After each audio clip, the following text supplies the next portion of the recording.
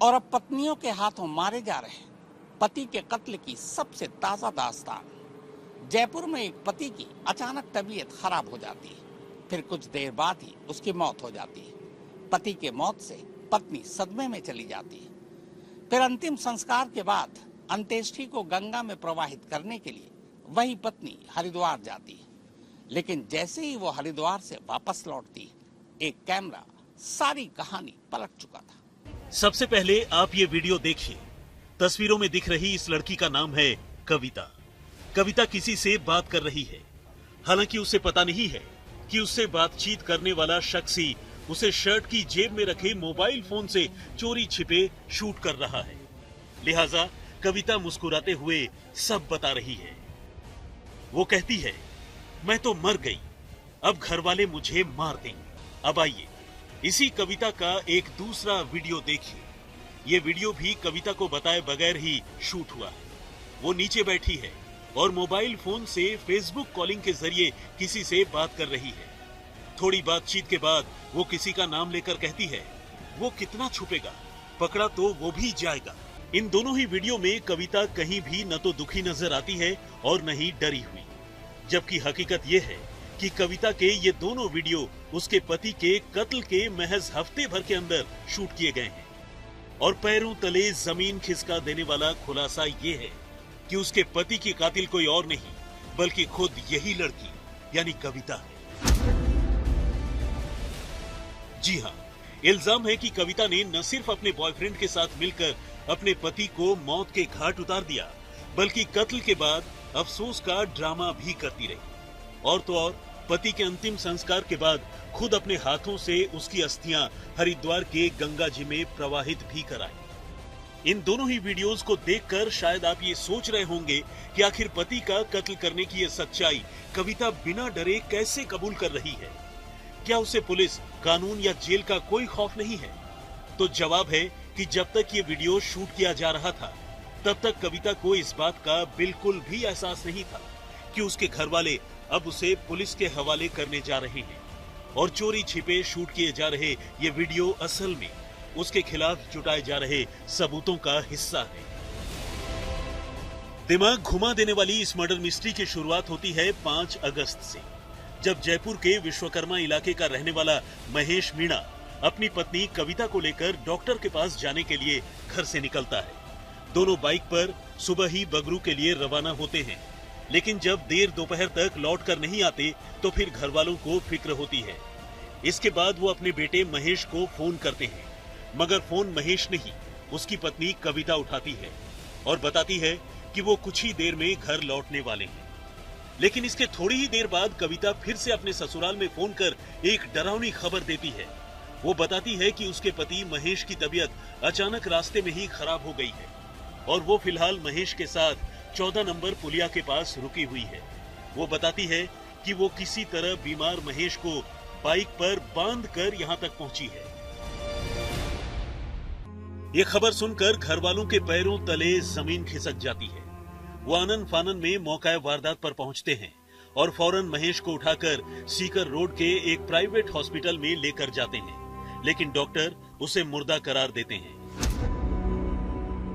ये सब कुछ इतनी जल्दी होता है कि घर वालों को समझ ही नहीं आता कि जवान जहान महेश को आखिर अचानक क्या हुआ, उसकी जान इतनी जल्दी कैसे चली गई। अस्पताल की तरफ से ही पुलिस को इत्तला दी जाती है और इस सिलसिले में पुलिस अस्वाभाविक मौत का मामला दर्ज कर महेश के शव को पोस्टमार्टम के लिए भिजवा देती है, मगर पोस्टमार्टम में मौत की वजह साफ नहीं होती। महेश की मौत से कविता को गहरा सदमा लगता है। वो कभी कभी रोती तो है, लेकिन कई बार उसे देखकर लगता है कि कविता को महेश के जाने का ज्यादा गम नहीं है। ऐसे में महेश के पिता बाबूलाल मीणा खुद अपने बेटे की मौत की वजह जानने और इस मामले की तफ्तीश करने का फैसला करते हैं। घर के कुछ सदस्य जब महेश के अस्थि विसर्जन के लिए हरिद्वार जाते हैं, तो महेश के पिता बाबूलाल कविता को भी हरिद्वार भेज देते हैं। इधर कविता के जाने के बाद बाबूलाल मीणा सच्चाई जानने के लिए उस जगह पर पहुंचते हैं जहां घर वालों ने पहली बार महेश को बीमार हालत में देखा, यानी 14 नंबर पुलिया के पास। इत्तेफाक से वहां उन्हें एक सीसीटीवी कैमरा नजर आता है। अब वो खुद ही सीसीटीवी कैमरे की फुटेज देखने का फैसला करते हैं और कैमरे के मालिक से 5 अगस्त की फुटेज दिखाने की गुजारिश करते हैं। ये रहा वो पूरा सीसीटीवी फुटेज। इस फुटेज में उन्हें जो कुछ दिखता है वो बेचैन करने वाला है। यहाँ उनकी बहू कविता अकेली ही बीमार महेश के साथ नजर नहीं आती, बल्कि 2 बाइक पर 3 अजनबियों के साथ दिखती है। एक बाइक पर 2 लड़के महेश को बीच में बिठाकर लाते हैं, जबकि दूसरी बाइक पर कविता एक अजनबी के साथ आती हुई नजर आती है। कविता ने इससे पहले तक यही बताया था कि वो महेश के बीमार पड़ने के बाद अकेली ही उसे लेकर 14 नंबर पुलिया तक पहुंची थी। उसने कभी भी उन 3 लोगों का जिक्र अपने ससुराल वालों से नहीं किया था, जो महेश और कविता के साथ यहाँ दिख रहे थे। सर जब हमारे को पता जब चला, जब वो मतलब हमारे को मतलब हमारी मेरी सिस्टर को ऐसे बताया उसने कि मैं इसको बांध कर लेके आई हूँ 200 फीट से। उसके बाद में हमने उस टाइम कुछ भी नहीं बोला। हमने पोस्टमार्टम के लिए मैं इसको दे दिया। मैं इसको पोस्टमार्टम के लिए देने के बाद में जब हम उसको तीसरे के दिन गंगा जी भेज दी। गंगा जी भेजने के बाद में चौथे दिन मैं गया वहाँ पे 14 नंबर जहाँ पे ये हादसा हुआ था। मैंने वहाँ की फुटेज खंगाली। वहाँ पे फुटेज में मेरे को ये 3 लड़के और दिखाई दिए। कैसा शक हुआ आपको? शक ऐसा हुआ कि जैसे वो उसका दुकान के सामने डाल के रखी थी, उसका फुटेज निकाल के लाए हैं। तो वो मुंह में से जहाग आ रहे थे और लाके हॉस्पिटल में भर्ती करवाए थे। तो वो बोल दिया भाई 2 घंटे पहले ही खत्म हो चुका था। अच्छा, हाँ जहर देने का बता रहे हो आप? हाँ, तो मुंह में से जहाग आने से हमारे ये शक हुआ है भाई जहर दे दिया इसको। कौन है सीसीटीवी में, कौन कौन आए? तो एक तो उसकी वाइफ थी और 3 लड़के थे। अब मीणा परिवार बड़ी खामोशी से बाइक से आए इन 3 लड़कों की पहचान पता करने में लग जाता है और उन्हें जो पता चलता है वो काफी हैरानी भरा है। इसमें एक लड़का कविता का करीब 9 साल पुराना बॉयफ्रेंड गणेश मीणा है, जबकि बाकी के 2 लड़के गणेश के 2 दोस्त अजय मीणा और गोलू प्रजापत हैं। इस सीसीटीवी वीडियो को देखने से ये साफ होता है कि उन्हें महेश को अस्पताल ले जाने की कोई जल्दी नहीं है, बल्कि वो तो 14 नंबर पुलिया के पास एक दुकान के सामने महेश को पटक कर शायद उसके मरने का ही इंतजार कर रहे होते हैं। और बस इसी सीसीटीवी फुटेज से कत्ल के इस सनसनीखेज मामले का खुलासा होता है। इन लड़कियों में से पहचान हो पाई? हो गई। कौन कौन है?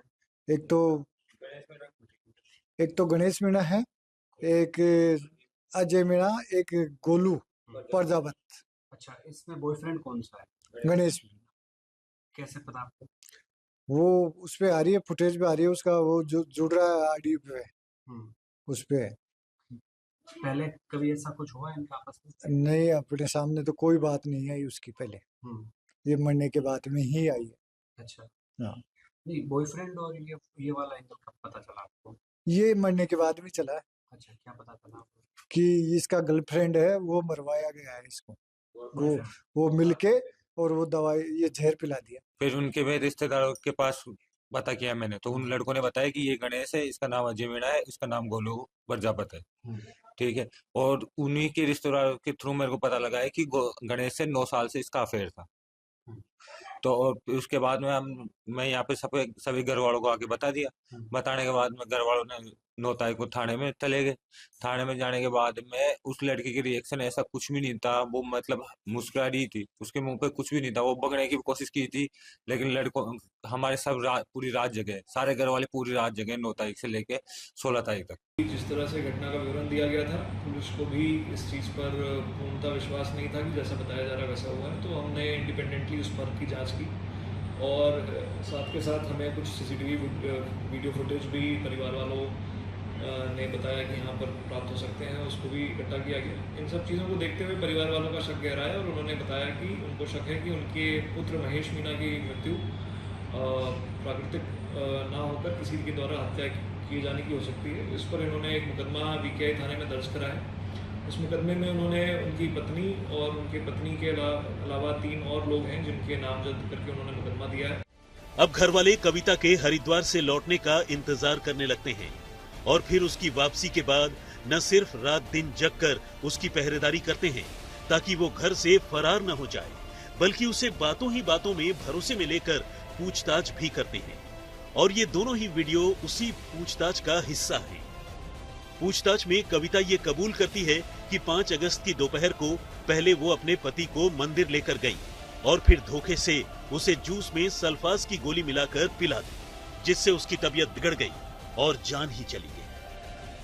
उसके पिताजी ने उससे पूछताछ की, तब क्या बोला उसने?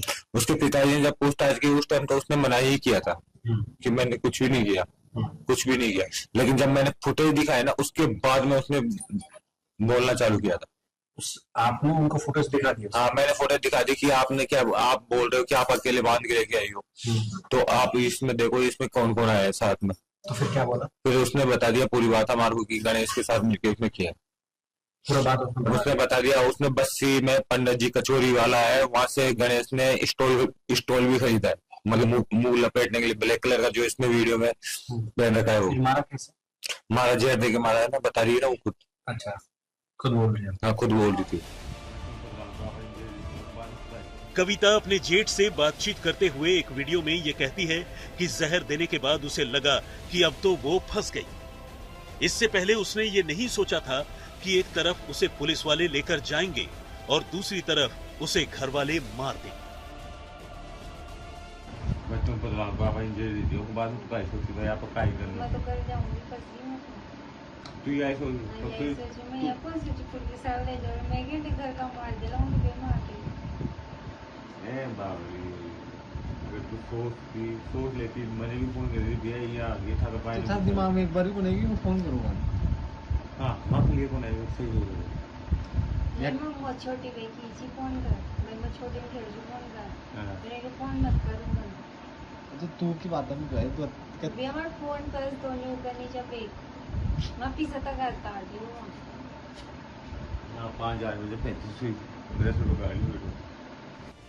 ठीक इसी तरह एक दूसरे वीडियो में वो फेसबुक कॉलिंग के जरिए अपने बॉयफ्रेंड गणेश की दोस्त से बात करते हुए कहती है कि वो गणेश को ये बता दे कि ज्यादा दिन छिपने का फायदा नहीं है, पकड़ा तो वो भी जाएगा।